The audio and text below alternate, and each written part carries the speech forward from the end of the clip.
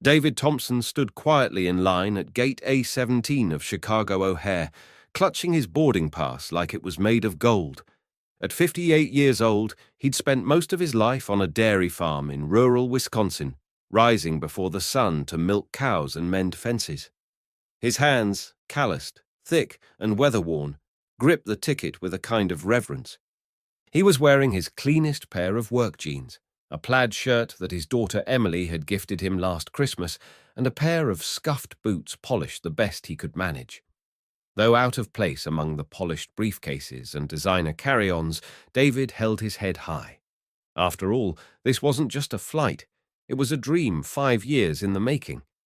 It had started shortly after Linda, his wife of 32 years, passed away. She'd always talked about seeing more of the world, of flying first class one day. Not for the luxury, but for the experience. "Just once, David," she'd say, as they watched planes cross the sunset sky from their porch. "Just once, I want to see what it's like up there." After her passing, their daughter Emily had gently suggested he apply for the Horizon Air credit card. "Every feed order, every tool for the barn, even the groceries. Just put it all on the card, Dad," she said. "You'll rack up miles faster than you think." At first, David had scoffed, but eventually he took her advice, quietly turning every purchase into a step toward Linda's dream. Over time, he'd gotten strategic with it. When the co-op placed bulk orders, he offered to put the entire charge on his card and take cash from the others. They joked and called him Plastic Dave, but he didn't mind. He had a plan. Every cattle vaccine, every tractor repair, every single fuel refill, it all went through the card. And then, one quiet evening, he realized he had enough miles. He sat at his kitchen table, pulled up the airline website, and clicked Book First Class. It felt surreal. He chose a window seat, just like Linda always wanted, and planned it around Emily's birthday. A surprise visit, he decided. Something special. Something that mattered. Walking through the jet bridge, David felt like a kid going to prom. He reached into his pocket and touched the worn photograph he always carried. Linda smiling next to their red barn, her arm wrapped around his waist, the summer sun shining down. "We made it," he whispered under his breath. The scent of coffee and jet fuel filled the air as he stepped onto the plane. A flight attendant smiled and welcomed him aboard. "Good morning, sir," she said. David returned the smile with nervous excitement. "I'm in first class today," he replied proudly, the words still strange on his tongue. His voice cracked a little, not from nerves, but from meaning. As he moved past rows of wide leather seats and passengers already lost in their devices, David felt eyes glance up at him. Some barely noticed him, others gave polite, practiced smiles. He didn't blame them. His clothes didn't scream first class. But each step forward was built on 5 years of sacrifice, and no one could take that away. He found seat 2A and paused. It was by the window, just as he hoped. The leather was softer than anything he'd ever owned. He gently touched the armrest, ran his fingers over the seat controls, and then slowly lowered himself into the chair. It cradled him like it was made for him. He looked out the window and smiled. For a moment, he just sat there, drinking it in. Then he pulled out his phone and snapped a picture of the boarding pass, already imagining Emily's reaction when he showed up in Seattle. She'd never believe it if he didn't have proof. A flight attendant offered him a drink. "Just water," he started, then paused. "Actually, could I have an orange juice, in one of those glasses?" She smiled. "Of course, sir." He nodded, feeling like Linda was right there beside him. This wasn't just about flying first class. It was about keeping a promise, honoring a dream, and showing his daughter that even a farmer in worn boots could reach the clouds if he walked long enough. David shifted slightly in his seat, running his fingers once again over the polished leather of the armrest. It was smoother than anything he had ever owned, far from the cracked vinyl of his old pickup truck or the well-worn cushion of his tractor seat. His boots, though recently polished, still carried the faint scent of hay and the scuff marks of 1,000 early mornings. But to him, those marks weren't blemishes. They were badges, symbols of the long road that led him here. Every feed sack bought in bulk, every wrench purchased for equipment repairs, and every tank of fuel he'd filled went through that Horizon Air credit card. He had tracked every dollar like a man studying crop yields, not for cashback or perks, but for the promise of one perfect flight. There was a time when he didn't believe in any of it. Reward programs, points systems, they all sounded like marketing tricks to folks like him. But when Emily had sat him down, showed him the math, and pointed to the photo of her mother taped to the fridge, something shifted. He realized it wasn't just about luxury. It was about honoring a promise. And so he leaned in. He'd even started offering to put his neighbor's seed orders on his card during spring planting season. They thought he was crazy at first, laughing about Fancy Dave and his airline miles.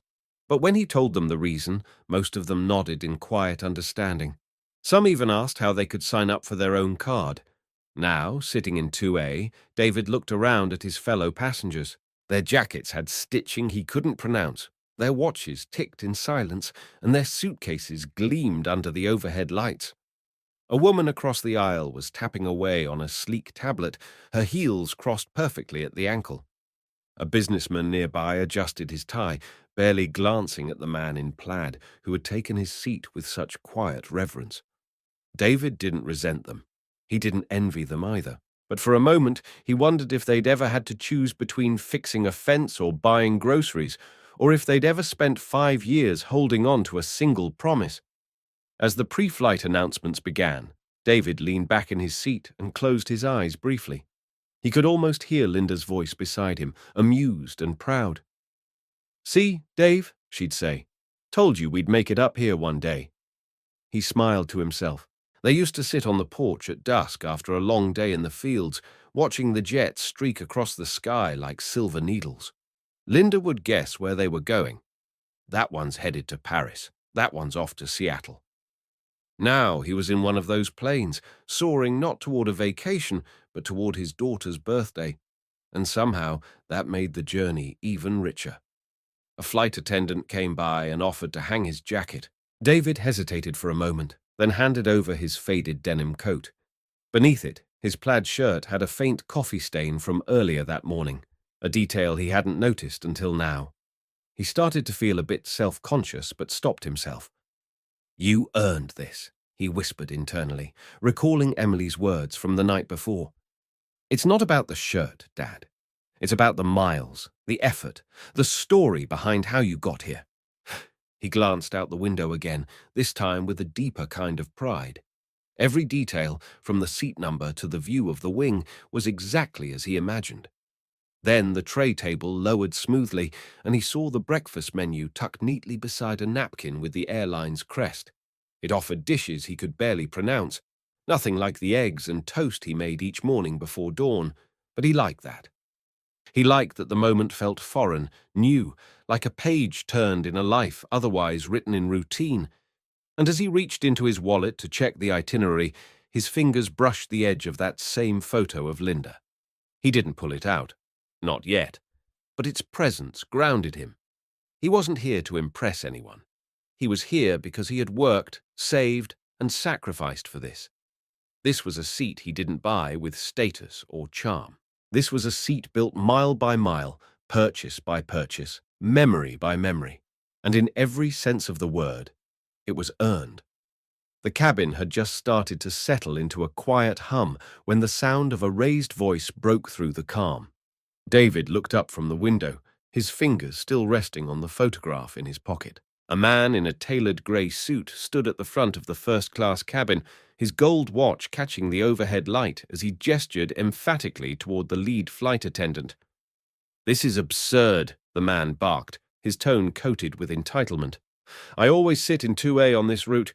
You must have made a mistake." The name on his boarding pass, though partially obscured, revealed itself just enough for David to catch it. Mark Bradley. The name meant nothing to him, but the tone of entitlement was familiar. This wasn't the first time David had heard someone use volume and presence to try to get their way. Flight attendants quickly gathered near Bradley, whispering and tapping at tablets, their polished appearances betraying a growing unease.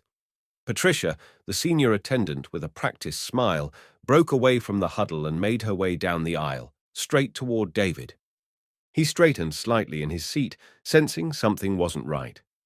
"Mr. Thompson," she said smoothly, her voice careful but tight. "I'm afraid we have a small issue with seating today. It appears we've encountered an overbooking situation in first class." David blinked, confused. "But I checked in last night," he said slowly, reaching for his boarding pass. "I picked this seat weeks ago. It's all confirmed." Patricia nodded quickly, too quickly. "Yes, and we do appreciate that. But Mr. Bradley is one of our highest-tier loyalty members, and, well, we're going to need your cooperation to resolve this situation." He stared at her, not in anger but disbelief. "You want me to move?" he asked. "To economy?" Patricia glanced behind her at the others, then offered a soft smile that didn't reach her eyes. "We'll provide a partial refund of your miles, of course, and complimentary drink service for the inconvenience." Another attendant, younger and less tactful, chimed in. "It might even be more comfortable for you, sir. Economy is, well, a better fit for more casual travelers." Her eyes darted to his boots and shirt, just for a split second, but it was enough. David felt it, felt that old, familiar sting of being underestimated, of being judged not by what he had earned, but by how he looked. He inhaled slowly, his hand tightening around the boarding pass in his lap. "No," he said simply, but firmly. The air in the cabin shifted slightly, the way it does when tension silently passes from one person to another. A few passengers looked up from their tablets and magazines. One or two seemed curious, the rest eager to avoid eye contact. Mark Bradley stood a few rows away, watching with folded arms and the sort of expectant smirk that said he'd been here before and usually got what he wanted. "I'm not moving," David said again, this time a little louder. "I booked this seat. I followed every rule.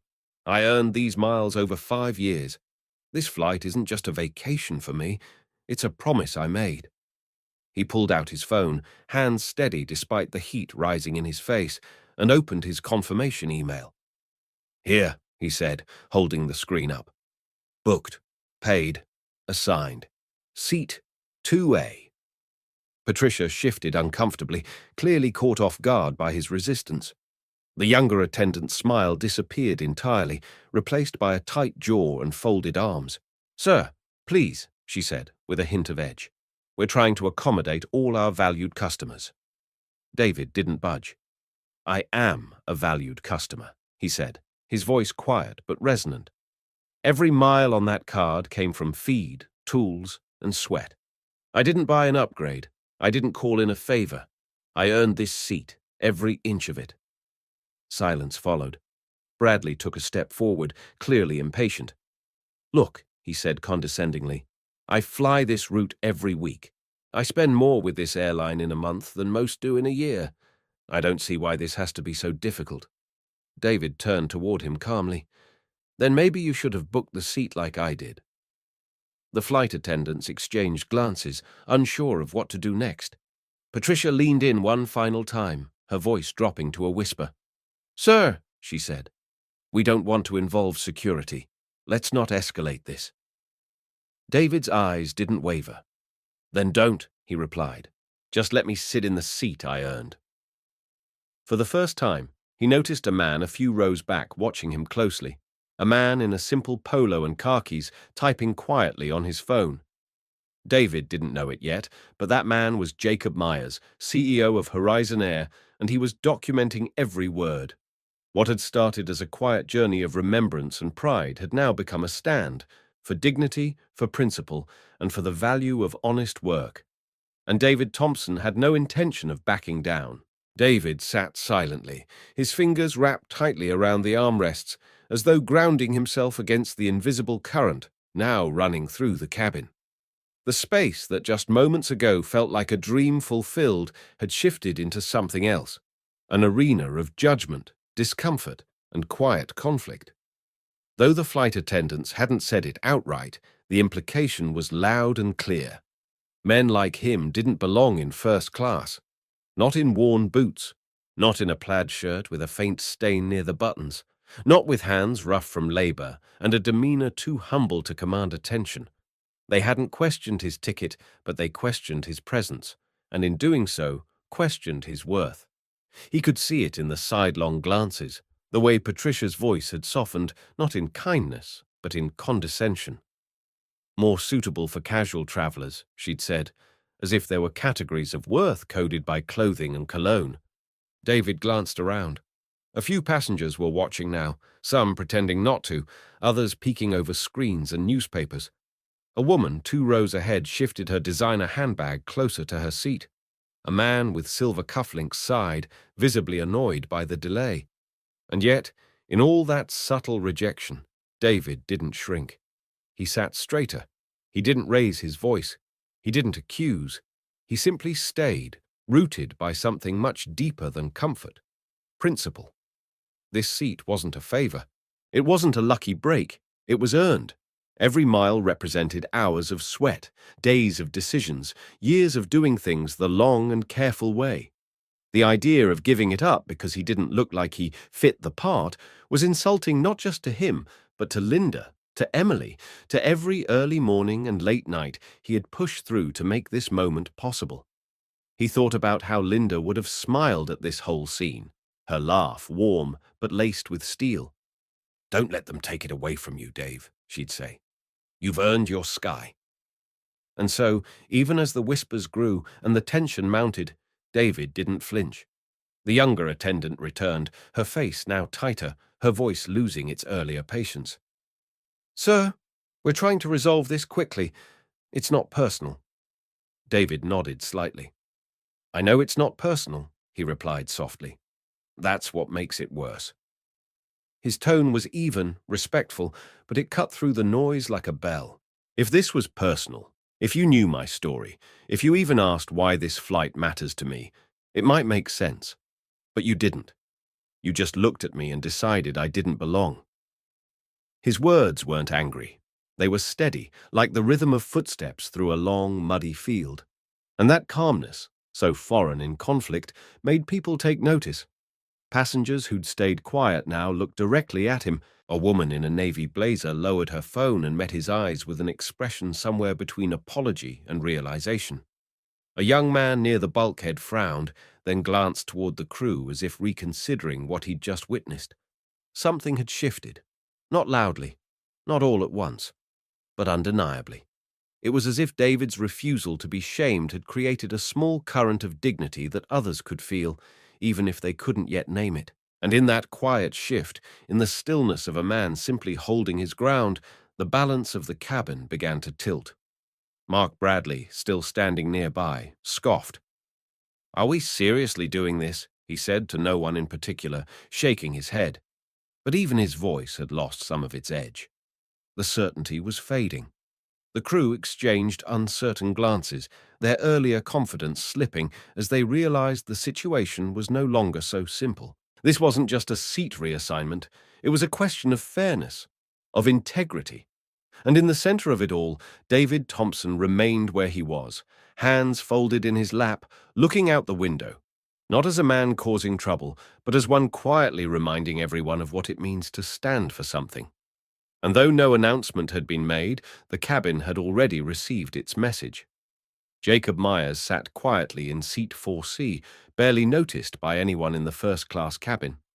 Dressed in a plain navy polo and khaki slacks, he looked like just another mid-level executive on a routine trip. Nothing about him suggested that he was the CEO of Horizon Air, or that he was on a months-long undercover mission to audit the very culture he helped create. His phone sat on his tray table, screen dark, though inside, his thoughts were burning. The man in 2A, the farmer, the one who clearly didn't fit the polished aesthetic of the cabin, had just refused to move seats. Jacob had been watching the entire scene unfold, every moment, every gesture. He hadn't planned to intervene. Not yet. But something about this situation hit closer than he expected. As the cabin quieted slightly, Jacob leaned back, but not in comfort. His mind was no longer in that plane. It was 30 years ago, in the back corner of a restaurant in Queens, New York. His father, Alejandro Myers, a hard-working immigrant from Honduras who opened a small family diner, was asked to wait by the kitchen instead of the front, even though he had a reservation. "There's a dress code," the maitre d' had said, eyes flicking down to his father's work boots. Jacob, then just a teenager, had watched the humiliation settle on his father's face. It wasn't about the boots. It was about being told he didn't belong. That same feeling rippled across David Thompson's face just minutes ago, and it awakened something in Jacob, something he thought he had long since tucked away under boardrooms and spreadsheets. He opened his secure work tablet and pulled up the internal dashboard for today's flight. A few taps brought up the manifest. He scanned the list quickly, then again to be sure. As he suspected, there was no overbooking. Every seat was properly assigned, and David Thompson was legitimately seated in 2A. Mark Bradley, the man who had demanded the seat, was ticketed for economy. Jacob clenched his jaw. The crew hadn't been following protocol. They were reacting to image, to assumptions, to status, and in doing so, they were on the brink of violating the very loyalty system Horizon claimed to value. The same system Jacob had spent years developing to reward consistency and commitment, not expensive suits or self-importance. He made a note in his digital file. Passenger Thompson, legitimately seated. Crew justification for reassignment, invalid. Then another line beneath it. Observed tone and treatment discrepancies based on appearance. His notes weren't just observations, they were evidence. And as he typed, he also watched.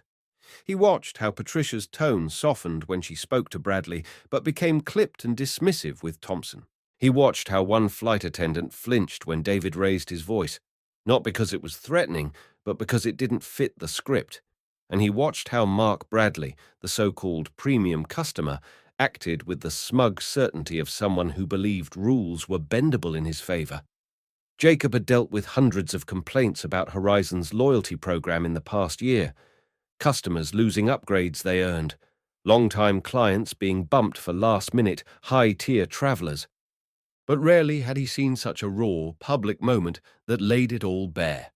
This wasn't just an operations issue. This was culture rot. Bias, unacknowledged and unchecked, had crept into the seams of the airline's frontline behavior. And if this happened here, on a flight Jacob was present for, how many other David Thompsons had quietly been moved without protest? How many had swallowed their dignity to avoid confrontation? How many had never reached his desk? He looked at David again, still seated, calm but firm, refusing to let go of what he'd earned. There was power in his silence. Not defiance, not rebellion, just strength rooted in principle.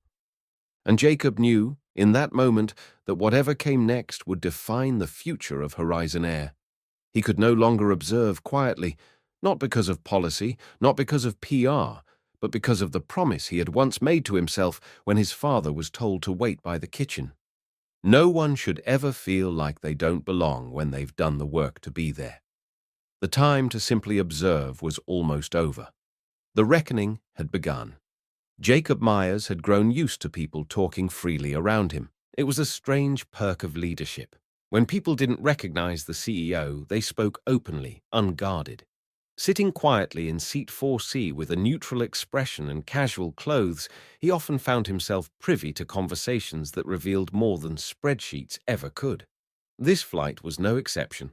Just as Patricia tried once more to coax David Thompson from seat 2A, Mark Bradley pulled out his phone and stepped to the side, speaking in a tone just loud enough to carry. Jacob leaned back slightly, eyes half closed, listening without appearing to. What he heard next tightened something in his chest. "Yeah, Jim, you won't believe this," Bradley scoffed. "Some farmer's refusing to give up his seat. No, I didn't pay for first class. You know how it is. They usually bump someone. Happens every time." Jacob's gaze sharpened. There it was. Confirmation. Bradley had no legitimate claim to 2A. He hadn't been overbooked, wronged, or displaced. He was simply expecting, no, counting on, the crew to bend policy in his favor. And what chilled Jacob wasn't just the lie, but the casual way it was told. This wasn't an anomaly. It was a pattern, A game the privileged had learned to play, one the system quietly allowed, perhaps even encouraged. Jacob quickly tapped notes into his tablet. Bradley. Admitted to not purchasing first class. Repeated pattern of entitled expectations. Loyalty system compromised by visual bias and status manipulation. As he typed, the murmurs around him began to rise. Other passengers were picking up on the tension too. A young woman in a business skirt discreetly angled her phone toward the unfolding scene, recording the exchange from behind a magazine. Two men in suits a few rows ahead exchanged glances and began whispering. An older woman slowly removed her reading glasses, her eyes narrowing as she looked toward Patricia and Bradley. It wasn't just discomfort anymore.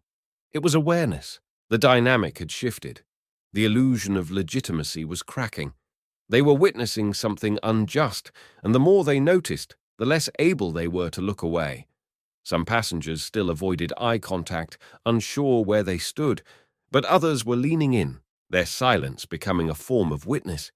Jacob saw it all, the shift in the room, the dawning recognition, and with it came a deeper, more painful understanding.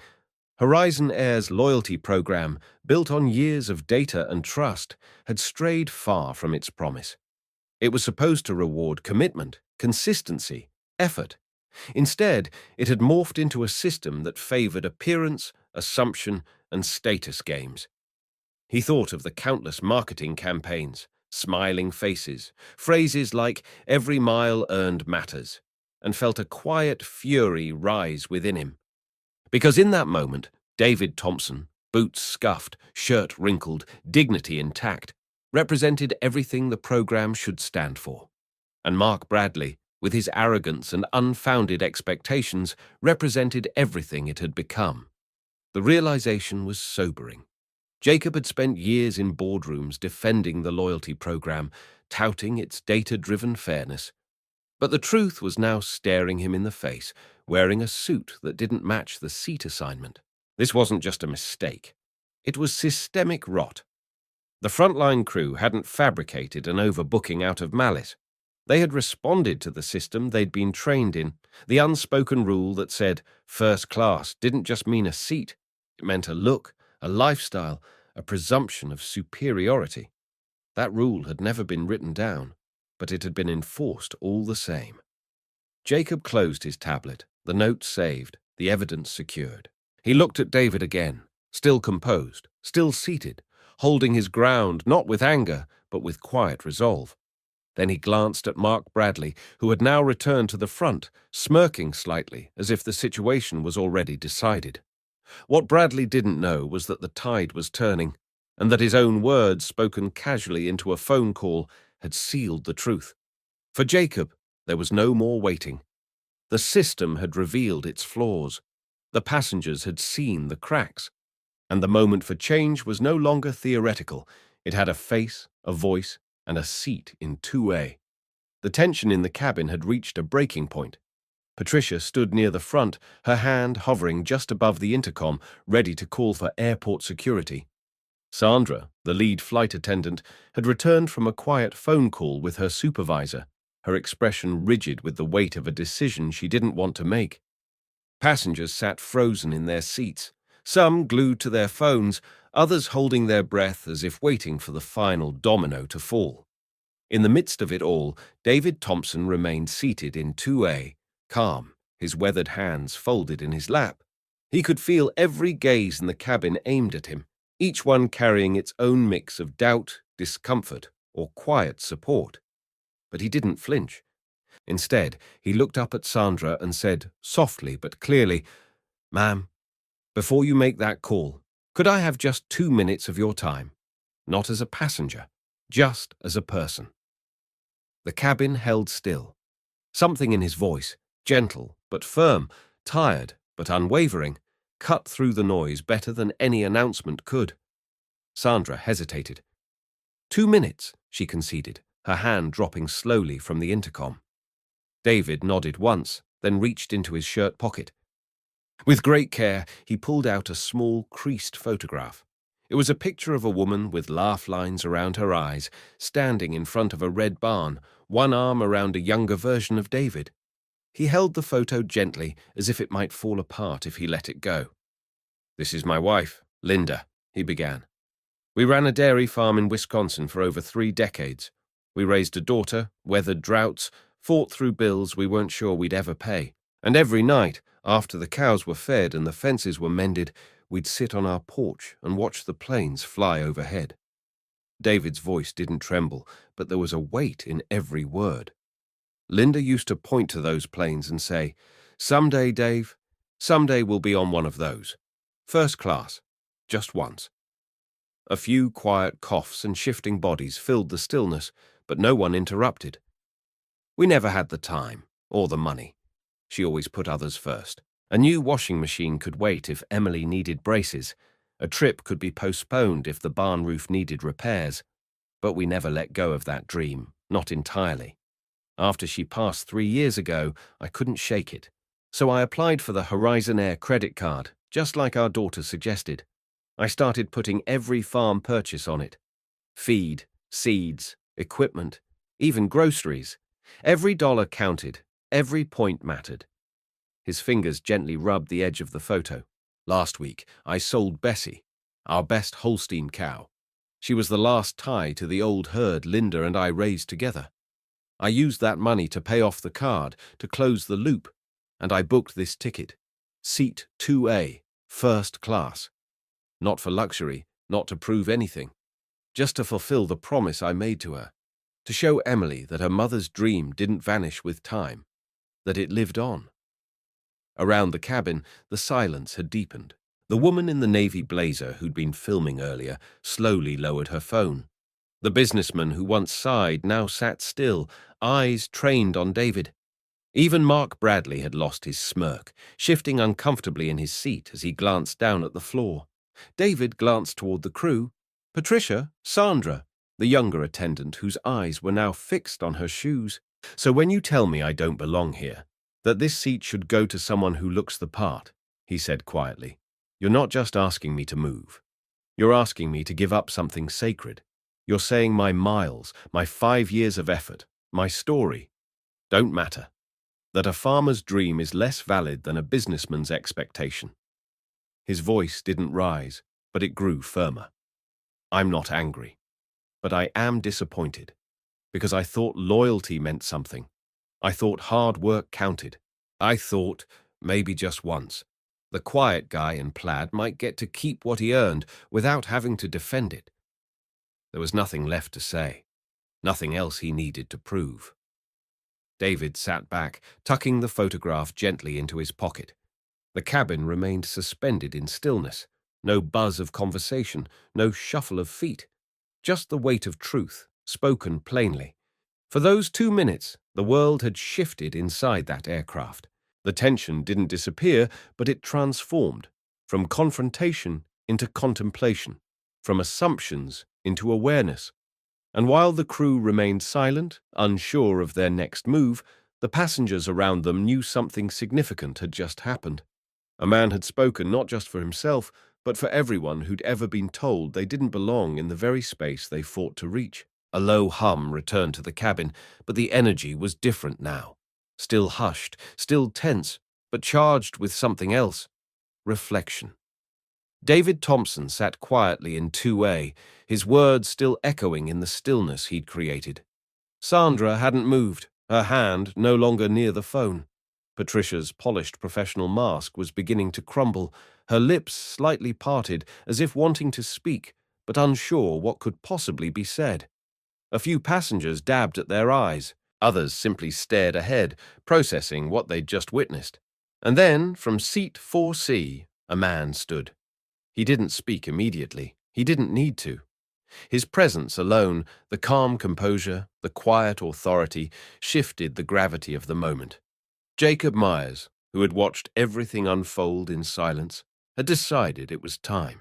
He walked slowly toward the front of the first-class cabin, slipping off his casual navy jacket as he moved, revealing a simple button-down shirt tucked neatly into his slacks. There were no logos, no name tag, no badge of title, just clarity in his gaze and purpose in his step. When he reached the center aisle, he turned to face the crew and the cabin. placing himself between David and the gathering storm. "That will be quite enough," he said, his voice calm but resonant, the kind that cut through silence without ever needing to rise. Sandra instinctively straightened. Patricia blinked rapidly. Even Mark Bradley, who had begun to settle into a seat nearby, stopped mid-motion, sensing something had changed. "I've seen and heard everything I need to," Jacob continued, addressing the entire cabin now.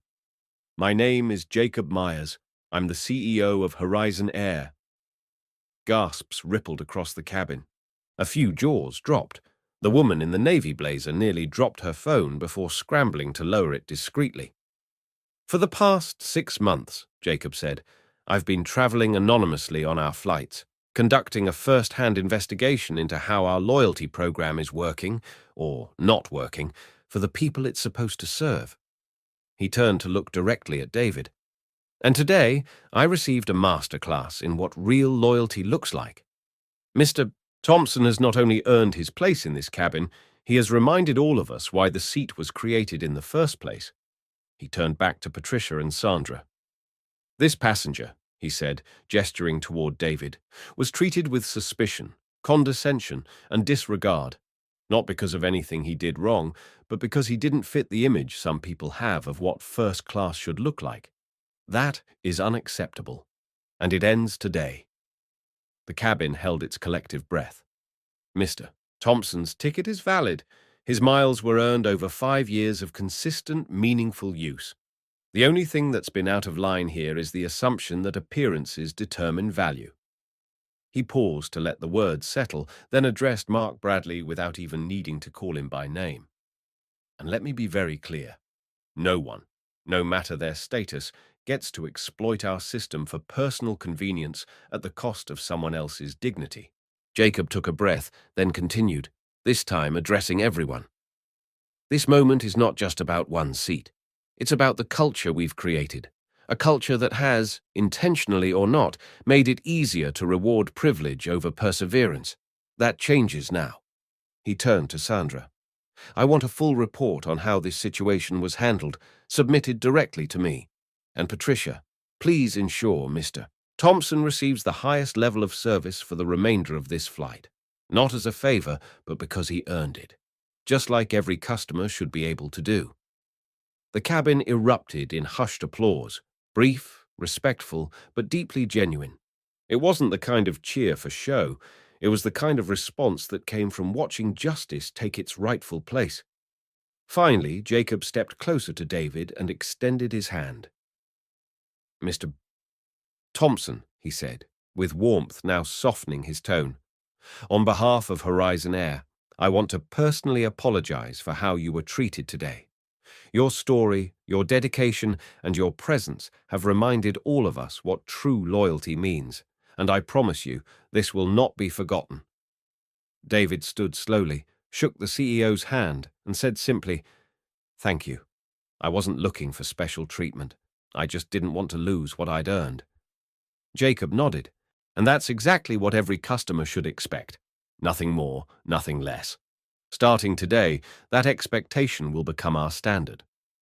As Jacob returned to his seat, the cabin settled, not in tension, but in quiet awe. A turning point had passed, and thanks to one farmer's voice and one CEO's decision to listen, an airline's soul had just begun to change. The aftermath of Flight 2274 didn't fade with the landing gear. For Horizon Air, it was more than a viral moment or a public relations challenge. It was a mirror. Jacob Myers returned to corporate headquarters with a renewed sense of purpose and a clear directive. This wasn't about fixing a single broken part. It was about resetting the moral compass of the entire system. Within 48 hours, he ordered a full-scale audit of Horizon's customer loyalty policies and flight crew training programs. No corner was left untouched. From gate agents to executive offices, Jacob demanded transparency, empathy, and above all, accountability. And unlike past initiatives that faded into forgotten memos, this one carried the weight of a promise made at 35,000 feet. The review wasn't about blame, it was about understanding. Horizon's senior leadership was brought into immersive sessions where they watched the video of David's calm resistance and Jacob's intervention.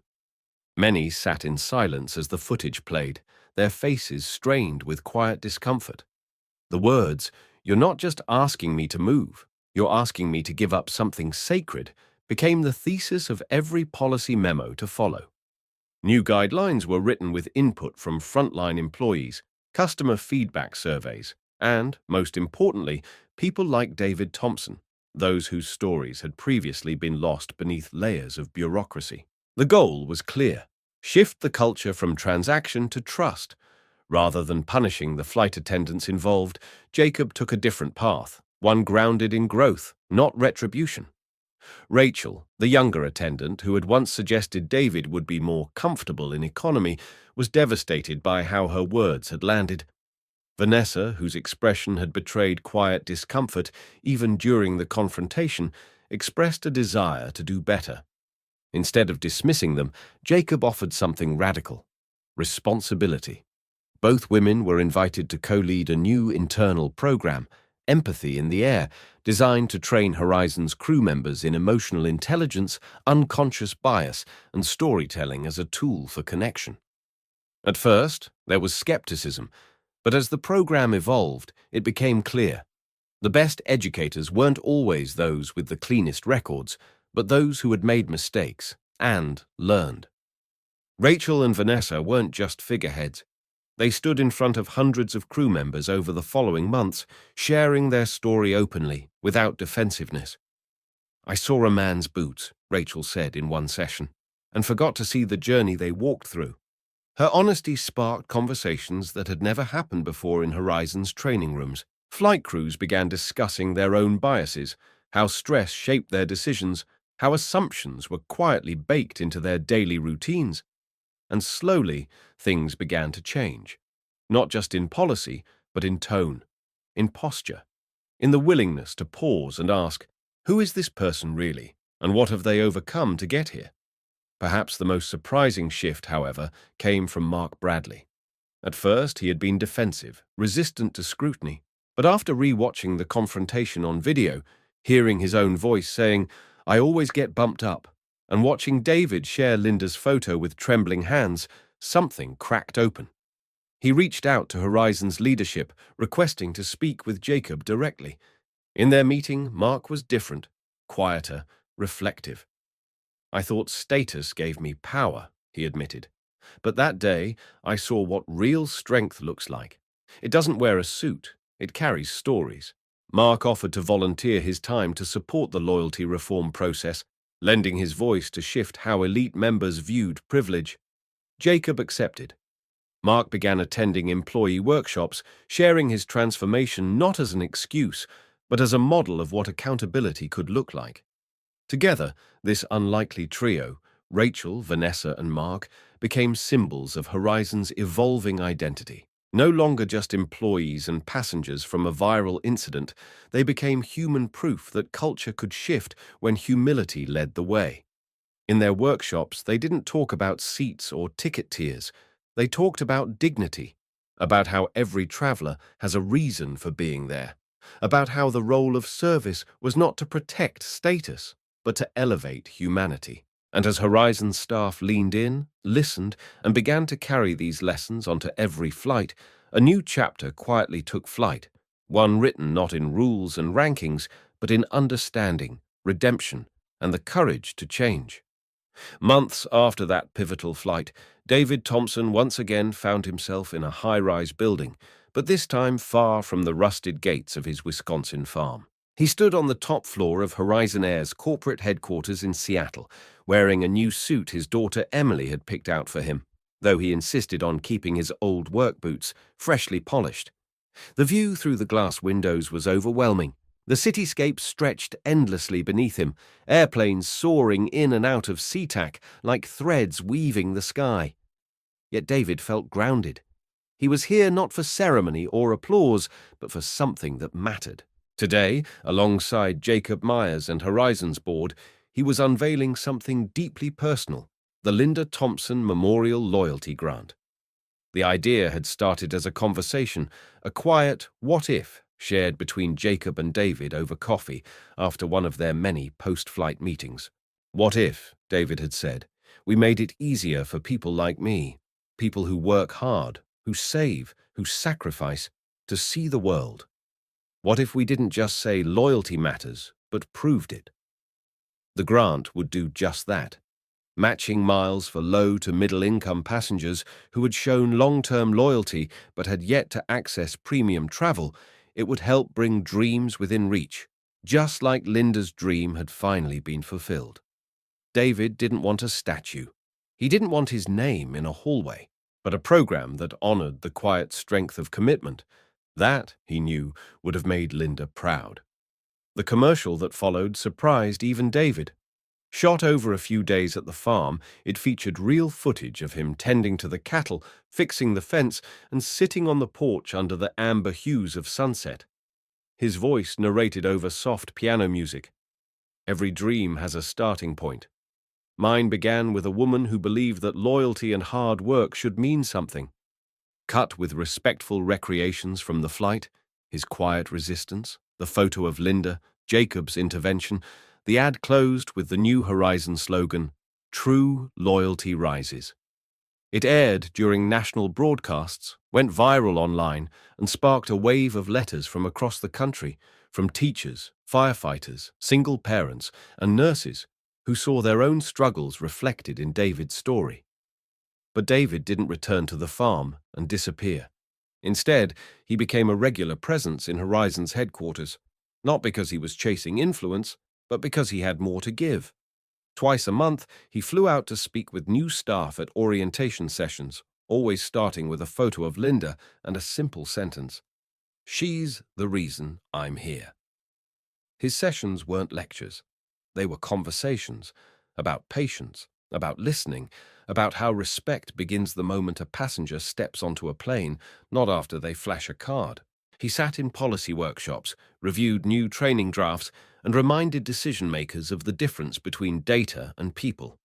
Jacob often referred to him, not jokingly, as our conscience in boots. It wasn't always easy. There were moments when David questioned whether real change could last. Bureaucracy moved slowly. Not every meeting ended with applause. But then he'd receive a letter from a single mother who'd flown first class for the first time using the grant, from a retired veteran who'd finally visited his granddaughter across the country. Those were the moments that kept him going.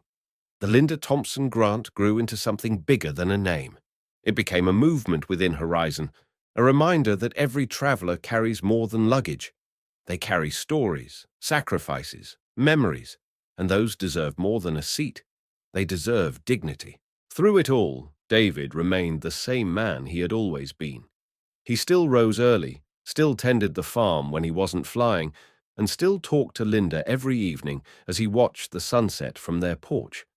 Only now, when he looked up and saw the faint glimmer of a jet's trail across the sky, he smiled differently. Not just with the fulfillment of a dream long deferred, but with the knowledge that somewhere, someone was sitting in 2A for the first time, heart full, because a farmer with a promise had once refused to give up his seat, and in doing so left behind not just a memory, but a legacy. 1 year later to the day, David Thompson stepped into the Horizon Air Terminal at Chicago O'Hare once again, his boarding pass clutched firmly in his hand, marked with a now familiar seat number, 2A. This time there was no uncertainty in his step, no hesitation in his voice as he greeted the gate agent. He wore a crisp shirt and the same boots he had refused to change, polished just enough to catch the light. But more than his appearance, it was his presence that had changed. He walked not just as a passenger, but as a symbol, someone who had become a quiet legend among airline staff, often whispered about in training sessions as the man who stood his ground. But today, David wasn't flying to defend a seat. He was flying to fulfill another dream, his daughter Emily's wedding in Seattle. As he settled into 2A, the leather still familiar, the window view still just as vast, a voice interrupted his thoughts. "Excuse me, sir," a young man said nervously from the aisle. "Are you David Thompson?" David looked up to see a clean-cut man in a work shirt and faded jeans, holding a boarding pass that read, "2B." "Yes, I am," David replied with a friendly smile. The young man extended his hand. "My name's Jesse. I'm the first recipient of the Linda Thompson Loyalty Grant. This is my first time flying first class. I'm headed to Phoenix to watch my daughter graduate college. I just wanted to thank you." His voice cracked slightly as he spoke, the weight of his own journey evident in the way he held himself. David stood, shook his hand firmly, and gestured for him to sit. "No thanks needed," he said. "You earned it." The flight took off under clear skies, and for much of the ride the two men talked. Jesse shared stories about long shifts at the garage, about late nights studying community college brochures with his daughter over the kitchen table. David listened, nodding, recognizing in Jesse the same quiet perseverance he had once seen in the mirror. At one point, Jesse hesitated before pulling out a photo of his daughter. "Her name's Mia," he said proudly. "This is the moment she finds out I made it." David smiled. "Then it's a moment worth flying for." As the plane cruised over mountain ranges, David looked out the window and saw not just clouds, but continuity, proof that a simple stand could ripple into someone else's takeoff. By the time they landed, Jesse was no longer just another traveler. He had become part of something larger, part of a growing chain of people who had felt, if only briefly, what dignity in travel truly looked like. As they exited the aircraft, a flight attendant handed David a small envelope. Inside was a handwritten note from a new crew member. "Thank you for reminding us what it means to serve." He tucked it into his coat pocket beside Linda's photograph, which now bore a protective laminate and an embossed Horizon Air logo. Over the past year, it had become not only a memory, but his unofficial badge of purpose. Back home on his farm, the seasons had rolled on as they always did. Calves were born, fences repaired, hay stacked in careful rows. Life had returned to its rhythm, but David had changed. He had become a regular face at Horizon's advisory board meetings, helped shape a mentorship program for frontline staff, and even appeared on a podcast called Voices from the Sky. But in the quiet moments, the ones away from conference rooms and applause, it was the evenings on the porch that meant the most. Sitting in Linda's old chair, with a mug of coffee and the distant hum of an engine overhead, David would tilt his head to the sky. Every plane he saw reminded him of someone like Jesse, rising above limits, carried not just by wings, but by the strength of belief. And in those moments, he smiled, not because of recognition or reform, but because he knew the legacy wasn't his alone. It belonged to every quiet traveler who kept going when the world said stop, to every person who looked out a window and dreamed. Somewhere above, someone was sitting in first class for the first time, and they belonged there, not because of what they wore or who they knew, but because they had earned it, step by step, mile by mile, just like he had. And somewhere, high above the horizon, David liked to believe Linda was watching too, smiling, proud, and whispering, "You made it, Dave, and you helped them make it too." If this story moved you, we invite you to be part of something deeper. At Deep Inside HQ, we tell stories that restore faith in humanity, stories where courage, integrity, and quiet strength change lives. Don't forget to subscribe and turn on notifications so you never miss a moment that matters. Leave a comment to share your thoughts or your own experience with loyalty, dignity, or standing your ground. And if you believe these stories should reach more people, please like and share this video. Together, let's build a community where the power of everyday goodness takes center stage.